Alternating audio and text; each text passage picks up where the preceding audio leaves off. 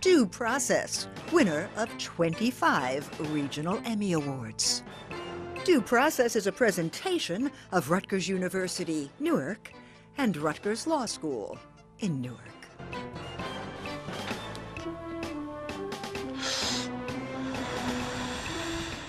More arrests for marijuana than for all violent crime? A war on pot that continues in some parts of the country, while 4 more states just made weed legal. America's pot conundrum on this edition of Due Process.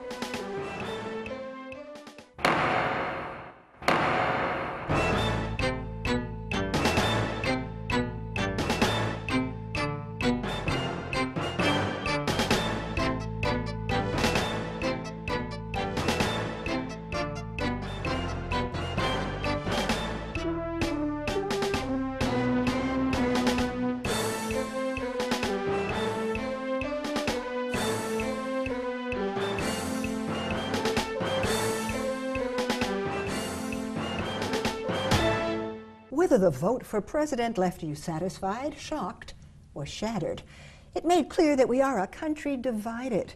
And among the issues that underscore that truth, our failure to find any national consensus on what to do about marijuana. On Election Day, 5 more states voted on whether to legalize pot. And though a recount's still going on in Maine, only Arizona clearly rejected, bringing the number of states where it's legal to light up to a probable 8 plus the District of Columbia. And yet the federal government still classifies pot as a Schedule I drug, along with heroin and LSD. And though the Obama administration increasingly showed restraint in prosecution, Donald Trump has named an attorney general who's among the country's most strident opponents of marijuana. Here in New Jersey, where the governor has vowed to veto a pending bill on legalization, pot still accounts for the greatest single number of arrests. I'm Sandra King, and on this edition of Due Process, our split personality on the matter of marijuana. Joining me here in the moot courtroom at Rutgers Law School, Zeke Edwards, director of the National ACLU's Criminal Law Reform Project. He and the ACLU say the time has come to make weed legal throughout America, not just for medicinal use, but for recreation too. But Diane Litterer, CEO of the New Jersey Prevention Network, calls legalization a dangerous proposal with serious consequences. Welcome to you both. Let me start by asking you, Zeke, when you look at the legalization question, are there any downsides? I know what you think the upsides are. What are the downsides, or are there any? I don't think there are downsides, and I would point out that, in fact, I don't think this is an issue that significantly divides the American public.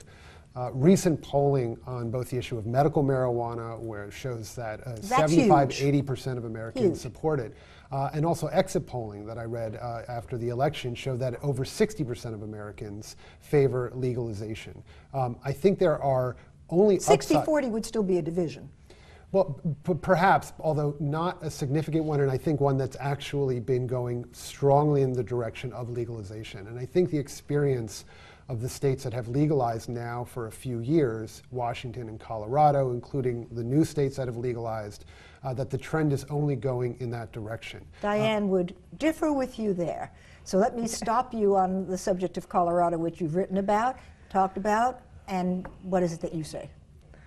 I think legalization is not a good option. I think what's happening in Colorado is showing that sort of that change in environment, both from acceptability of the use of the substance, an industry that is repeating big tobacco's marketing to our youth is increasing youth use in Colorado.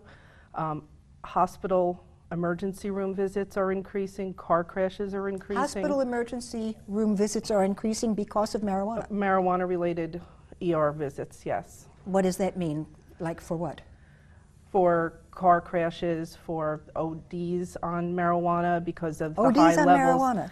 Yeah, I think it's a misunderstanding that what the only type of marijuana that's legalized in Colorado is the vegetation that turns into a joint and people smoke. And in reality, 47% of the marijuana that's sold in Colorado is actually edibles in forms of dabs and oils that are significantly higher THC levels than what most people understand marijuana to be. You also say that highway deaths have increased in Colorado by a large margin. Do you have any evidence of that?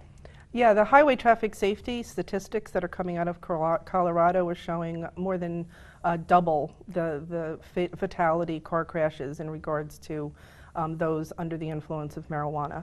So does this sound like it makes sense to you? Well, a couple things. First, on Colorado, there have been reports by the Cato Institute, a libertarian organization, also the Drug Policy Alliance, that suggests that crime is actually down, youth use is not up, tax revenue that goes in part to drug treatment is quite high. I think over 40 million in 2014, the year that they first analyzed it. But I think what's really important to first recognize is the history of marijuana and indeed drug criminalization. A lot of the time, the talking point about why we've criminalized drugs is because we're concerned about addiction and abuse. But in fact, historically, the reason that we've criminalized drugs has really been driven at targeting certain communities, particularly racial minorities, whether it was opium criminalization targeted at the Chinese, marijuana criminalization in the 30s and 40s targeted at Mexicans and African Americans, cocaine and heroin largely targeted at African Americans. It wasn't about the fact that white women were using opium. It's not about the fact that college white kids use marijuana, or that in the 80s, let's say, white businessmen on Wall Street were using cocaine.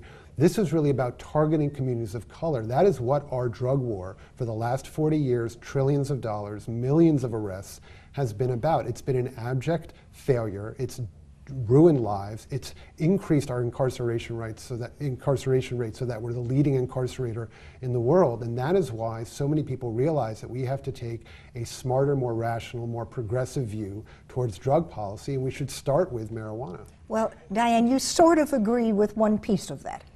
Right, and I think that we are talking at the key point of what we need to speak about, the difference between decriminalizing, which you drugs. say is okay. Yes, because that really does get to all of the points that Zeke is making. The difference is that people assume that's legalization, and legalization is creating an industry that is marketing to our youth. And in reality, that same industry is what targets the most disparate communities. We have experience with the alcohol industry and the tobacco industry, and now in Colorado both of with which the marijuana are legal, industry. although perhaps they are more dangerous drugs. Well, but sticking to the point of disparate communities, those industries target those disparate communities with higher numbers of outlets for alcohol and tobacco. The same is reflective in Colorado. The industry is targeting the disparate communities with more outlets for marijuana. It's also showing that our youth are actually, the minority youth are actually getting arrested more often since legalization. So when we start kind of just thinking that the simple answer is legalizing and not actually addressing the criminal justice concerns, and really addressing the idea of a decriminalization approach, that's when we're going to get to solutions, not by having these states ignore the fact that bringing a legalization movement is going to be bringing an industry that is targeting our most vulnerable populations. Makes sense? Well, I certainly agree that legalization is not a panacea to ending racial injustice in the criminal justice system. And so, for instance, when places have decriminalized or legalized, the people who are still disproportionately arrested are black and brown people. And we did a report in 2010 showing, a national report showing that black people were 4 times as likely to be arrested for marijuana, notwithstanding that whites and blacks use at comparative rates. And we also know that when legalization takes place, the industry is largely white, and it is not generally made accessible to business people of color to profit from the legalization. But the issue there is, if you look at, you brought up alcohol and you brought up tobacco.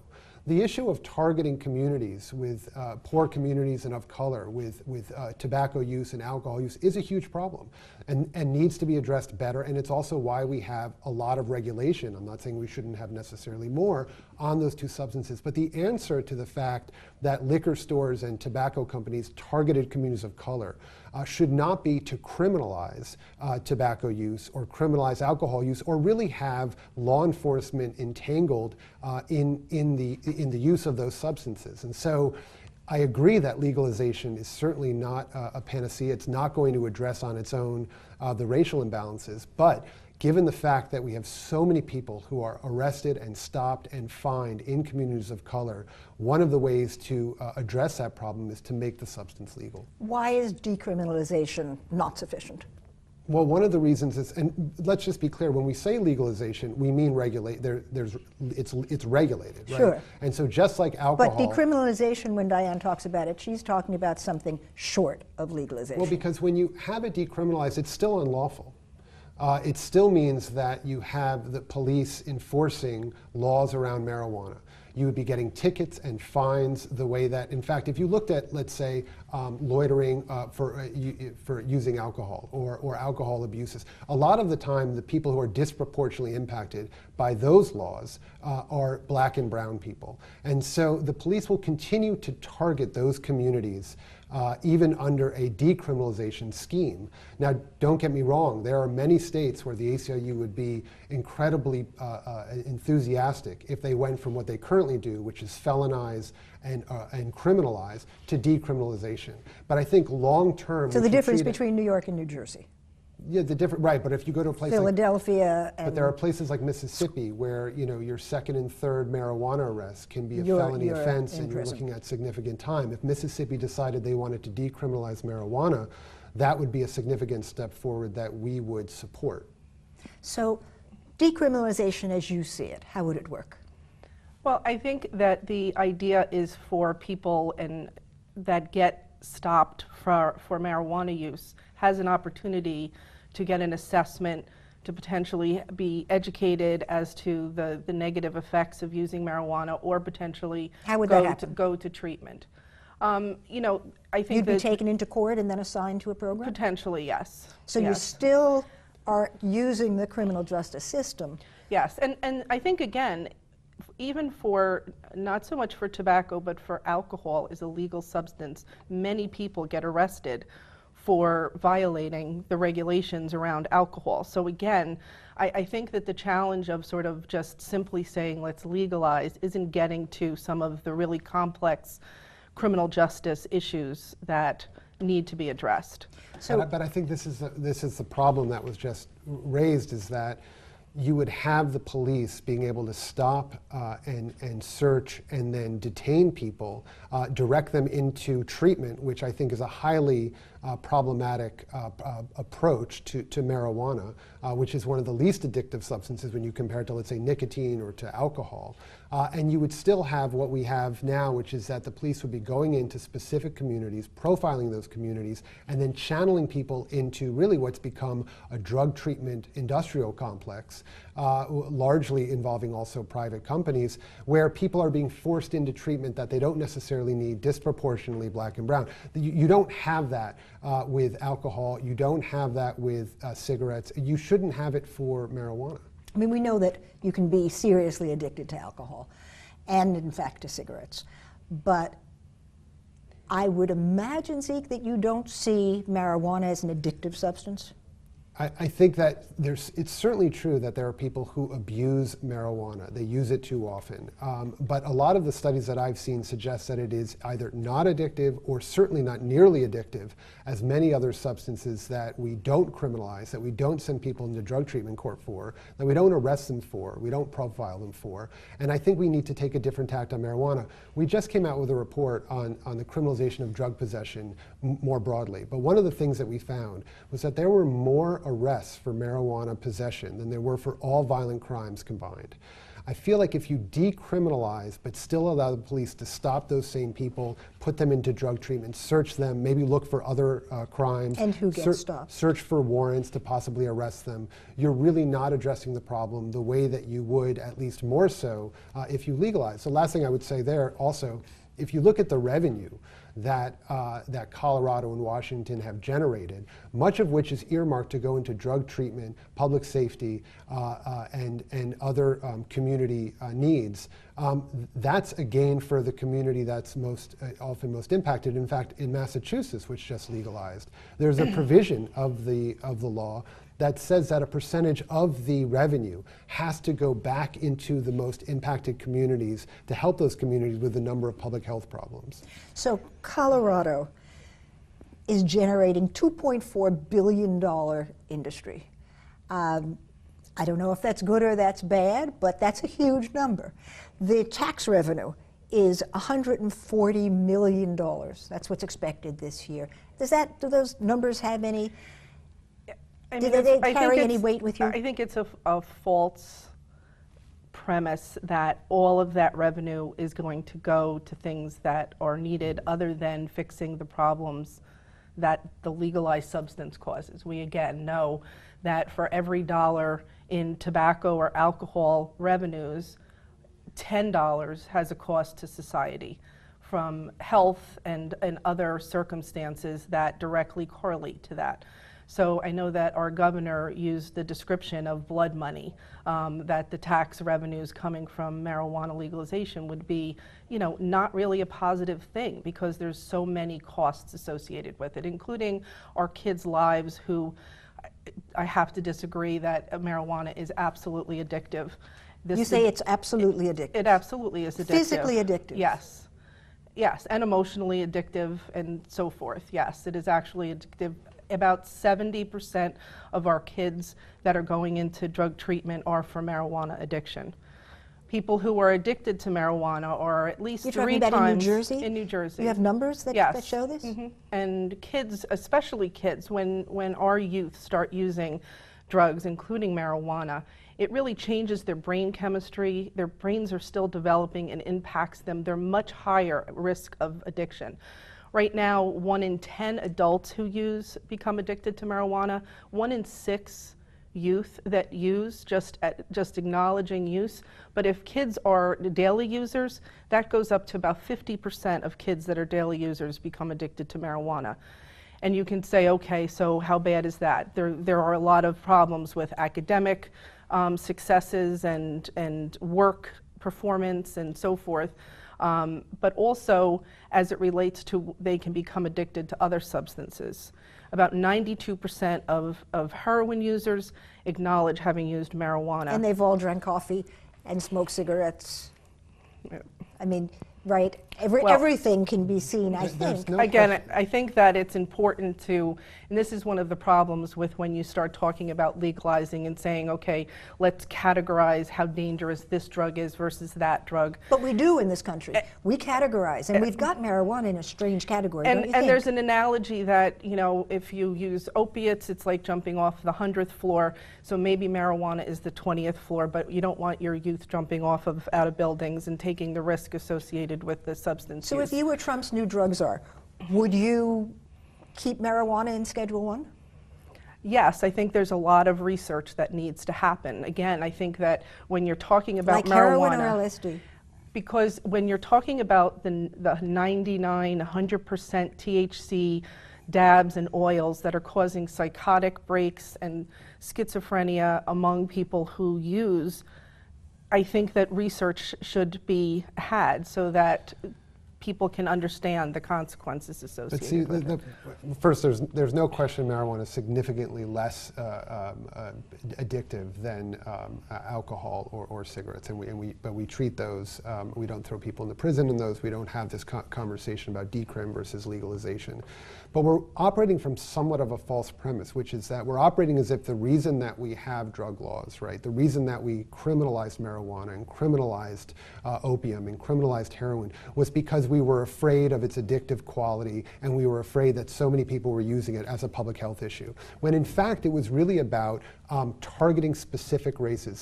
There's ample evidence in the 1930s, in the turn of the century, that we criminalized opium so that we could criminalize Chinese people who there was a fear they were taking our jobs and immigration. In the 1930s, we did the same with marijuana towards Mexicans and African Americans. And we've been fighting the drug war for now 40 years, the modern drug war, targeting communities of color to control, for profit, increasing our prison population and the private prison industry.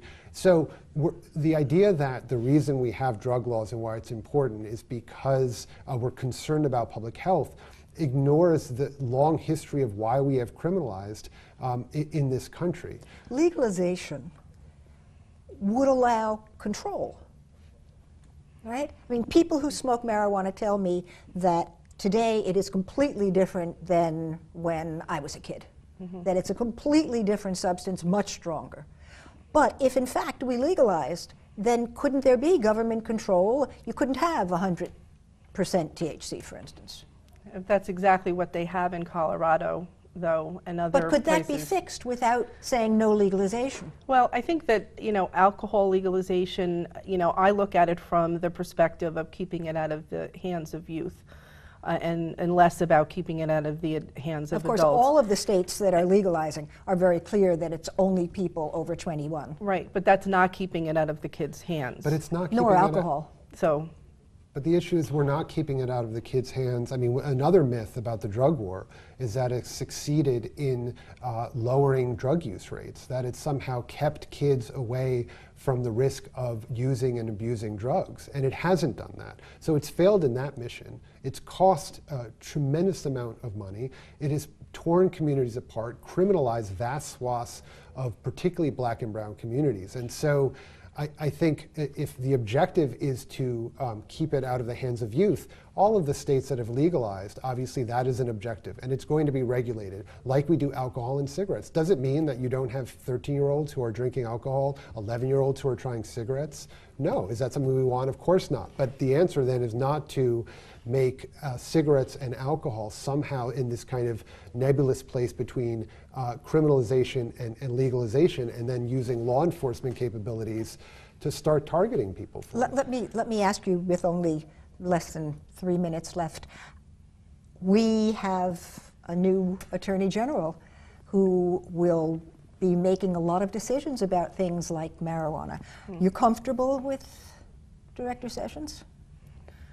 Well, I mean, I hope that... Who doesn't agree with you on decriminalization? Right, and I hope there has been a movement here in New Jersey and hopefully other places as well, where we're informing law enforcement about the need for interventions with people that they interact with because of drug use, and making sure that they have an opportunity for treatment and education, and informing those sort of components. Do you think kids who smoke a joint need to have treatment? No, but they could use education. They could use information that is the reality of programs like DARE. They've been going into schools for 40 years. Are they effective? Programs that are evidence-based programs are effective, and there are basically the Surgeon General just put out a 400-page report that is actually highlighting not only the evidence-based programs in prevention, but also as it relates to treatment and recovery support services, and it outlines 400 pages of the research and the data and the programs that are actually happening. The reality is that there's funding that's needed in order to be able to... And our reality is there's 1 minute left, so Zeke, well, let me ask you I would just say that to respond to what we can expect out of Washington. Well, quickly, I would say that I think President Obama, who is a professed smoker of marijuana, did not need to go to treatment, and he himself has said that we need to treat this like a public health problem. I want to talk about the Trump administration. Will all of this legalization wind up being stymied, or cut Well, off entirely. It won't if the ACLU has anything to say about it, because while it is true that we have concerns about the approach that a Attorney General Sessions would take, certainly compared to what President Obama and Attorney General Holder have done, which is basically understand that the states have overwhelmingly voted to pass medical marijuana and legal marijuana, and to let them do that and not give money to allow the feds to interfere, we are afraid that that may be in jeopardy as a policy matter. But as a legal matter, we are of firm belief that states are allowed to do this, that the federal government cannot preempt state law under our constitutional structure. States are allowed to criminalize what they want in terms of drugs or not criminalize what they want. So I expect that states are going to continue to move forward with marijuana reform. Thanks to you both. Our time is actually up, but the debate over pot in Trenton and Washington and throughout the country is far from over. My thanks to Diane Litterer of Prevention Network, to Zeke Edwards of the ACLU, and to all of you for watching Due Process. We are here every week, and we're always online, on demand, with our entire Due Process archive. For my co-producer, Tanya Bentley, and all of us here, I'm Sandra King. See you next time on Due Process.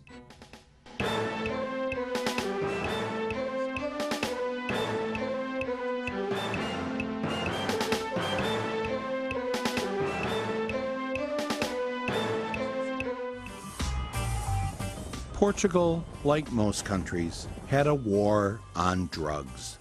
And, like most countries, they were losing that war. So they decided to try something new. It's my understanding that you don't arrest people for using drugs anymore? No. No. No. Heroin? Pot? Meth? Pills? Nothing? No. If I told you I had cocaine on me right now, you wouldn't do anything? No. No.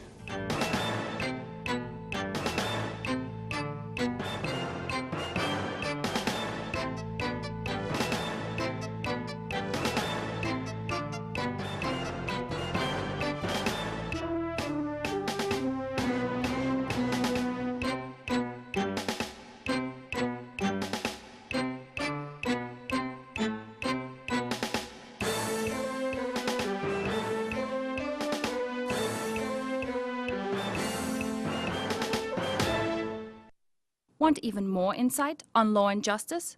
Become a fan of Due